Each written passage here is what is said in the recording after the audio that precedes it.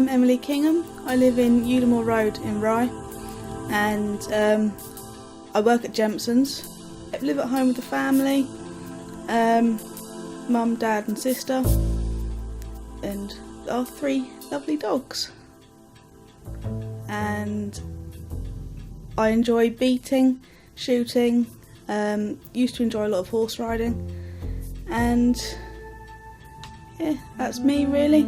I studied at Plumpton College, studied there for 2 years doing a national diploma in horse management. It was interesting to say the least. A lot of life changes happened whilst I was there. I lost my confidence by riding, and that kind of set me on a path for not working for what I studied for, but it's obviously where God wanted me to be. I enjoyed it whilst I was there. I lived in, which was again sort of quite a big step, sort of moving out at 16 for 2 years, although coming home at weekends and holidays, but even still moving away from home at 16 is quite a grown-up thing to do, and you have to learn to stand on your own 2 feet. Always sort of been brought up in a family that's been going to church. Mum and dad took me to church as a very small baby, and everybody goes, "Oh, I remember you when you were so long," and just, it can get quite embarrassing, but at the same time it just goes to show how much you're valued in a church community when people remember you from when you were younger and sort of have seen you grow up and mature or not mature, depending on the person, of course. I'd like to think I've matured, obviously. But yeah, it's always been part of my life. I've gone to church every Sunday with mum and dad for as long as I can remember. Went to Sunday school, and sort of when I went to college, I sort of obviously didn't go as much because I'd have weeks where I sort of couldn't come home for particular reasons like routines and stuff like that. But again, I always try to either make sure I was reading my Bible or sort of filling some of my time with Christian stuff so I don't sort of lose my relationship with God. I did drift, and sort of, especially in my teenage years, I spent a lot of my time sort of going along but not really taking much in, and it wasn't till I was about 17, 18 that I sort of realised, actually, yeah, this is for me, and I do want to sort of commit my life to God and follow Him, and yeah, just sort of, it felt right. It felt like the right time to sort of be thinking about baptism and things. As the years went on, sort of, I got to sort of 17, and I started to have a few sort of little nudges from God, sort of saying, look, it's time to think about sort of getting serious. And so I went through all the motions of doing the baptismal course and everything. I still wasn't 100% sure. And then one night I got a dream that sort of just confirmed it all, really. And I went into church. It was on a Saturday night, so I went into church the following morning, and I said to Fiona, I think I'm ready to be baptised. And her reaction was just priceless, and I just knew it was right. Absolutely.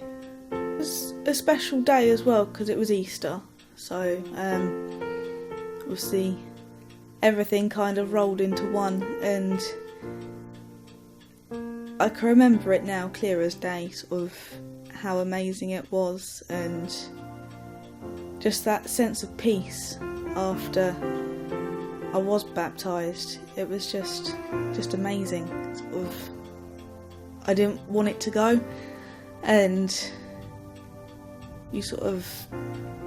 I spent a couple of days sort of like, I suppose you could say, on cloud 9, but it wasn't cloud 9, it was just a pure sense of peace and just happiness that I was now on the right path for how I want to spend the rest of my life.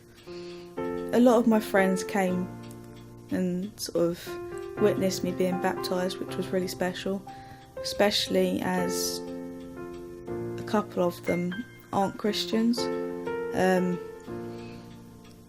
That may have planted a seed that may grow at some point, but I still remain very close to them.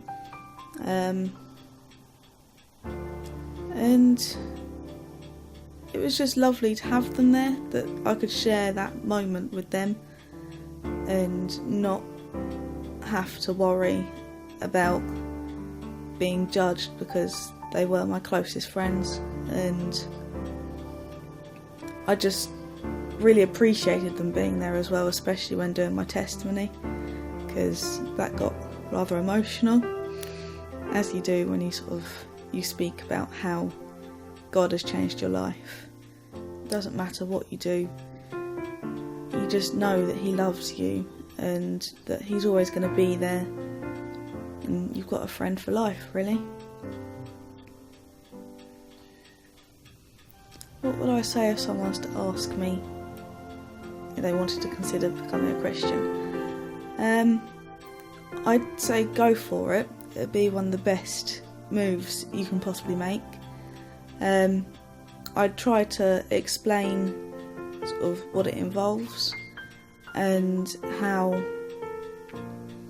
you do have to make some changes in your life to make room, and you have to open your heart to be able to sort of allow Jesus to come in. You have to invite Him in. He's not just going to barge His way in. I was actually having a conversation with a friend last night about it, and she just sort of came out with a random question, but how do you know if you're a believer? And at first I was stunned, because I haven't known this friend very long, and she hasn't sort of shown any interest in it before, but I think because we were talking about it and sort of talking in general, and it really did stun me that she asked, and I just said, do you find yourself sort of talking to God a lot? Do you find yourself praying? And her answer was no, but something must have struck a chord for her to ask, and the conversation sort of went on and eventually got changed, but just that little moment just to share how becoming a Christian can change your life quite a bit was just enough just to plant a seed. Maybe she'll come back and ask more questions at a later date. I've had people ask, why did you become a Christian?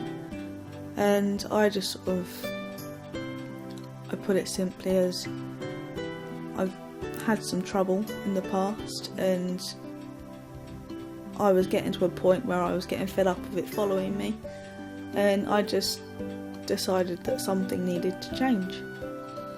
So I made that change, and I don't regret it for a second. What does church mean to me? It's an extended family. It's support when you need it. I mean, being the youngest has its advantages and its disadvantages. Means that people don't always necessarily necessarily sort of take on what you say seriously, but at the same time you've got the support there when you need it, and no one's judgmental. They might sort of say, oh no, you're not quite looking at this right, but it's not in a judgmental way, it's in a way to help you grow and to flourish in the kingdom of God. And I do a lot of the PA and sound stuff, so that is part of my worship to God. People sort of, if you were to say, oh, I'm in the band at church, people might ask, oh, what do you play? Now, playing the sound desk sounds a bit silly, so I always explain it as I control all the microphones and how it comes across sort of to the public. Sort of, if it's not quite loud enough, then I'll turn it up. If it's too loud, I'll turn it down. If it's just right, then I can sit there and absorb the atmosphere of the worship. And occasionally we get the odd squeal, but it's technology, it's controlled by human hands, so it's not always going to be perfect. Nothing's ever perfect, and I quite often come away feeling, yeah, I've done a really sort of good service, there was no squeals, no nothing, but then I realise it's not about the performance, it's about worshipping God and using the gifts He's given me to enhance that for others as well as myself.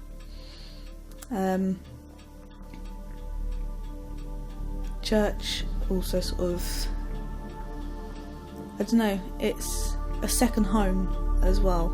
It's a safe place. People sort of, you can talk in confidence there and it won't go anywhere. It will stay within the church, and it's just beautiful. People do get the wrong idea. They almost come into church with a closed mind. They sort of think, oh, I'm going because I have to. And if you don't want to come, then don't come. But something's obviously speaking to you if you're feeling like you need to come. We're not a clique, as some people put it. We're accepting. It doesn't matter if you're coming in your tracky bottoms and hoodie, or whether you come in dressed up to the nines in your Sunday best. God doesn't care about how you look. He cares about what's on the inside and how you receive Him. It's not a performance. It's not oh, I have to be here. It's a choice we make, and if you make that choice, it makes Him really happy.